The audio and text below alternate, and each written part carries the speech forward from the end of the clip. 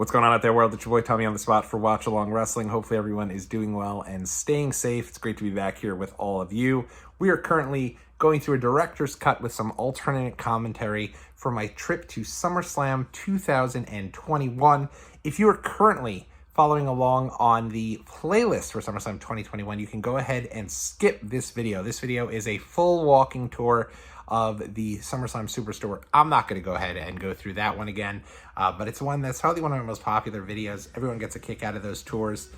Go check it out if you'd like to, but we're going to move right along to day 3. We're going to take a look and go through everything. Day 3, Friday of the SummerSlam 2021 vlog, and away we go. I've got my coffee there, and I'm trying to take in some of the last bits of the Excalibur. If you look behind me, it looks just like probably the most awesome backdrop there. You're literally walking around like you're in some sort of like old school castle. I'm showing off my coffee. I think I had some fun in the casino in the middle of the night while the whole family was sleeping, and I think I did quite well. So I think that's why I'm so happy. I'm a straight slots guy, so I know it's like, well, once you hit it, you got to pull that out real quick, cash out your winnings, and so I am pretty stoked there. You can see there's a place called Last Resort. They had kind of like fried foods. They were open pretty much all night long, so we were able to kind of take a look at that. But we are now checking out of the Excalibur Hotel. I'm down there to kind of start the process there. We had so many things. We had the baby carriage. We had a car seat. We had my mother's scooter. So it was crazy.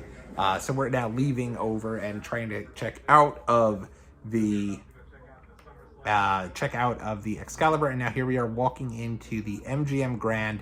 Check out the SummerSlam Superstore. One of the things that you should know about the SummerSlam Superstore, if you are a YouTube vlogger, I'm always trying to get there the second it opens. If it was up to me, I'd be waiting for it to open so I can go in and get my SummerSlam tour video.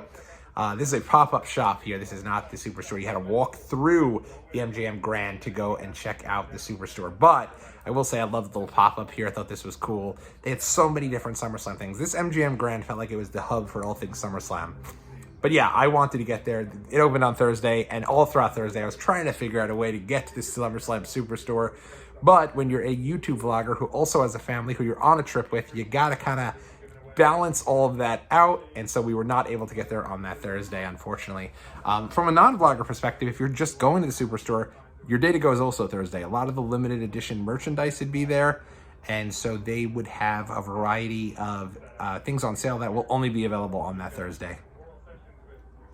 You can kind of see here they had a little thing for the ringer, where you can go step in a ring and take a picture. We did take a picture. It's a fantastic photo of my family, and I loved it. It was such a really cool deal. And you could see they had a variety of different podcasts that they were doing that day. And I am telling you, there are people who stayed in that MGM Grand to watch these live podcasts all day long. They had one with the Oral Sessions with Renee Young, now with AEW.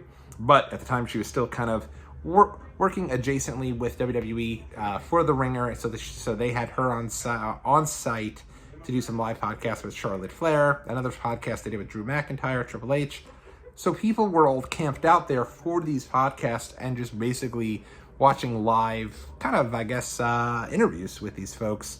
And this is all throughout the quarter. So you could see all those fun giveaways they were just doing. You saw the little spin the wheel, make a deals. They would give you like SummerSlam towels, different things. And this is the Superstore. It was probably one of the best Superstores I can remember. It was fantastic. I don't go into too much detail about the Superstore on this vlog, but again, I'll throw in the comment section. I have a full tour of it. Definitely check it out if you get the opportunity to do so, because it was a lot of fun, and we got some really cool merchandise. And I think my mother was so blown away to see this in person. She said it reminded her of WWF New York.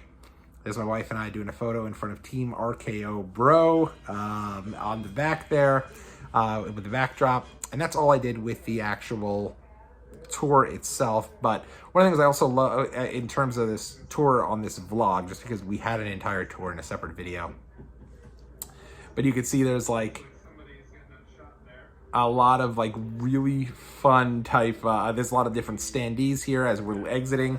And I'm telling you right now, while I love my family dearly and I was thrilled to be going with them, would I have liked to hang out a little more as my wife is quickly getting through it right off into the sunset to make sure she could get out of that Superstore area as quick as possible. Would I have liked to hang around maybe an hour or so more? Yeah, probably. But at the same time, you're trying to balance a wrestling trip with a family trip, and this is what you got. So we left, and it was cool to go check all of that out. Got some really great photos. Probably my favorite photo we have is in that ringer ring that you guys saw. And it's with my mom, my mom doing Shawn Michaels pose, me, my wife, and Dakota, our daughter. All of us posed really well in that ring. Now we're over at M&M's World. This is a very cool little deal. It's really an M&M store, but each floor had different types of stuff.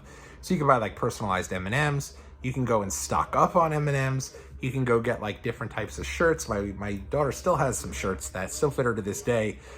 2 years later that we got here at the at the M&M's Superstore, so to speak. You can see all the different colors that they got there.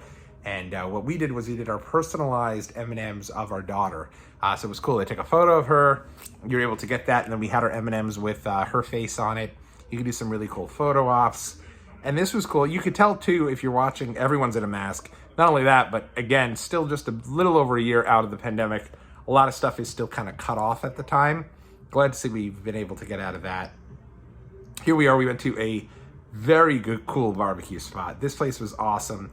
They had, my wife's got a little arm attachment with my daughter. My daughter was running all over. My wife was she was leading my wife more than my wife was leading her.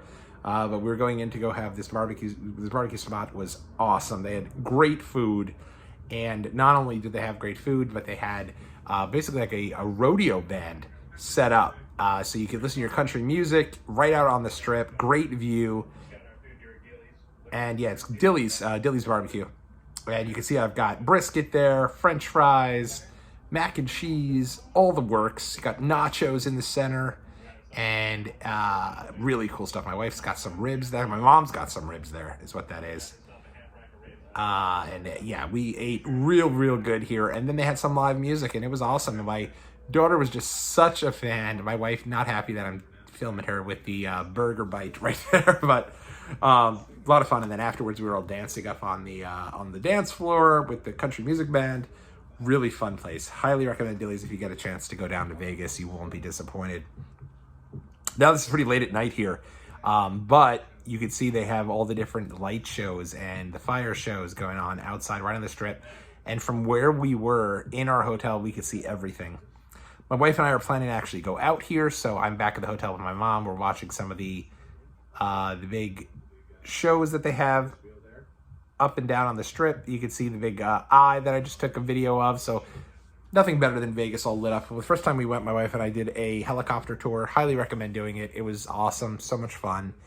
And yeah, my mom is just taking it all in and really loving life here. My wife and I were heading to a Lil Jon concert.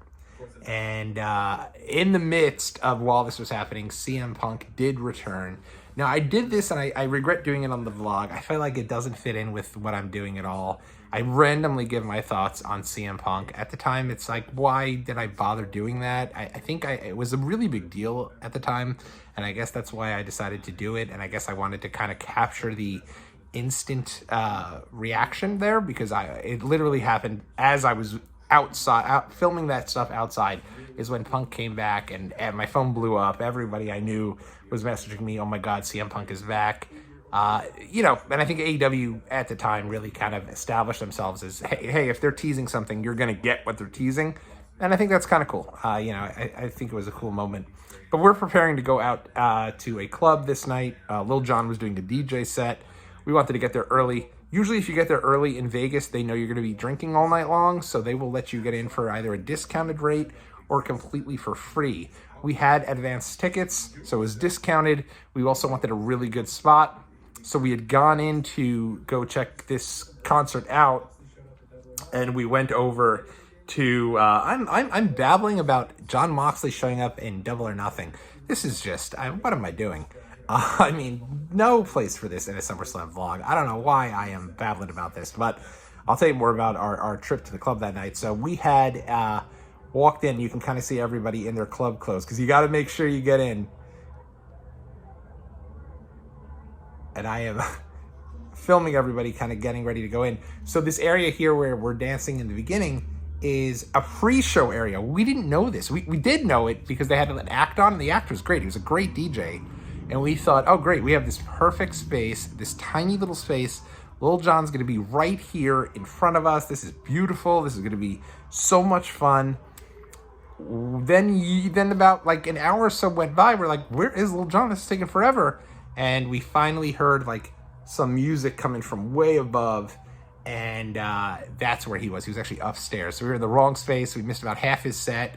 But once we got up here, look at this vibe here. Everyone just loving life. We're up on the top floor, and everyone is just, you know, having the time of their life. This is Vegas to a T. It's probably like 1, 2 in the morning at this time.